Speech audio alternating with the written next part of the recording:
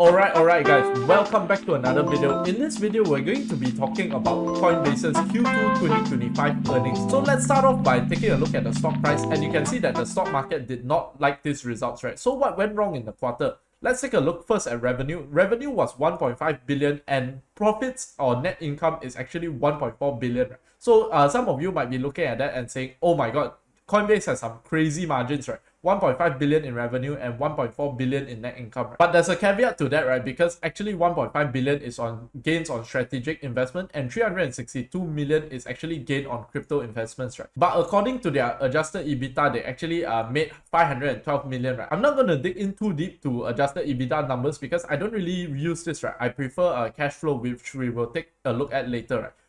When we take a look at their balance sheet, actually they are incredibly strong, right? Because they have 9.3 billion in what they call USD assets, right? So this 9.3 billion, they call it USD resources, but it's basically cash and cash equivalents, right? So the balance sheet is obviously incredibly strong, right? And then when we take a look at the legislation front, they highlighted the Genius Act as well as the Clarity Act that's going to be passed sometime, they said, in October, right? But for the general direction of the company and also the business, I'm not so sure, right? Because when we take a look at the transaction revenue is actually down 26% quarter over quarter. This is actually quite surprising to me, right? Because I would presume that with crypto hitting all-time highs, their transaction revenue should be going up, right?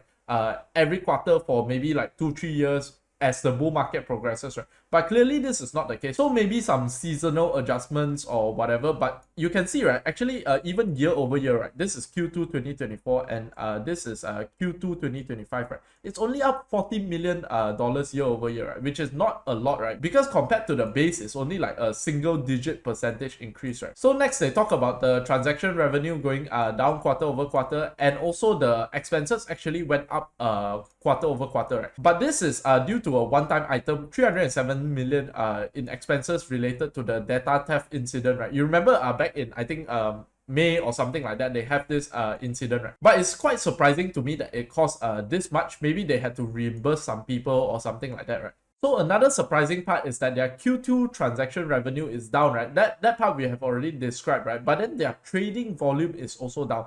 And this is very, very surprising, right? Because you would expect, again, when cryptos are hitting all-time highs, there's a lot of trading going on and stuff like that, right? But it's down 40% quarter over quarter. So maybe the bright side in all of these things is that you can tell clearly retail is not back, right? This is why we are also going through the Coinbase earnings, right? To understand what is happening with the retail investors and all of that, right? So consumer trading volume is down 45% quarter over quarter, right? So clearly the retail investors are not back, and maybe we have some more time in the bull market. So what's my takeaway from the Coinbase earnings? I think the first takeaway is this is an incredibly competitive industry, right? With new players popping up every day, right? The second thing is that just because the crypto prices are going up doesn't necessarily mean the volumes on your platform is going to go up, right? And my third learning is that maybe the retail investors are not back, right? Even when Bitcoin is at all-time high, Ethereum is closing in on its all-time high, retail investors are still not back in full frenzy yet, right? And that leads me to believe maybe,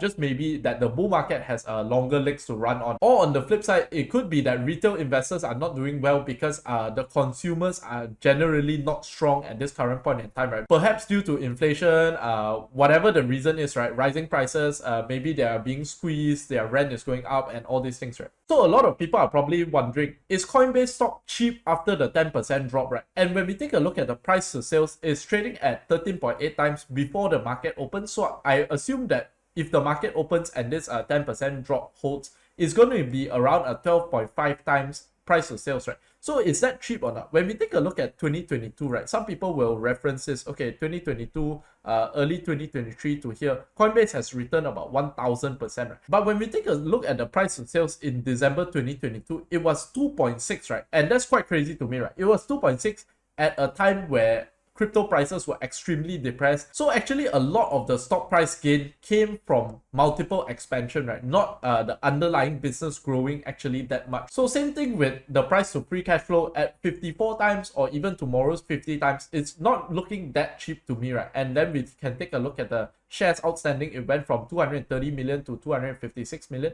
about a 10% increase within 3-4 years. I don't think that's that bad. So considering that Coinbase is not one of those companies that can grow revenue quarter after quarter, year after year, right, I don't think this is looking very cheap for me, right? So obviously this is just my personal opinion. I might have gotten the analysis wrong or whatever, right? So if you're interested in crypto and also crypto related companies, do make sure to subscribe and also hit the bell button, because I'll be covering the Circle earnings when they come out, right? And Circle is actually one of those companies that I'm very, very excited to own, just maybe not at these prices, and also when we get more information, right? Because they just IPO'd and then the price already like quadrupled or 5 times or something crazy like. So yeah, really looking forward to the Circle earnings in about 2 weeks. So I'm making a free crypto Discord because you can see some of these calls that I make on my Instagram. Obviously I don't post it on YouTube, right? Because it's a bit too much trouble for me to record a video every time I open a position, right? But if I have a Discord, I can post something like this here, right? This is on my Instagram on the 22nd of July.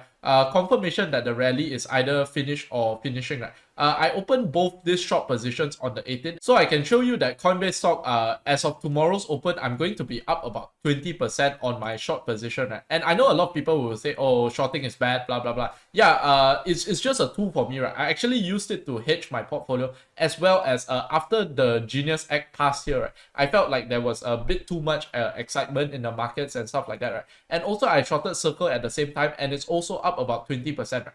So if you're interested in the Discord, the link is in the description. Obviously, it's 100% free. And I'm just doing this to build a community as well as share investment ideas, get some feedback. Right? So yeah, that's about all I wanted to share in this video. If you did enjoy the video, do help me smash up the like button, hit subscribe, and also hit the bell button. With that being said, have a fantastic day ahead and peace out.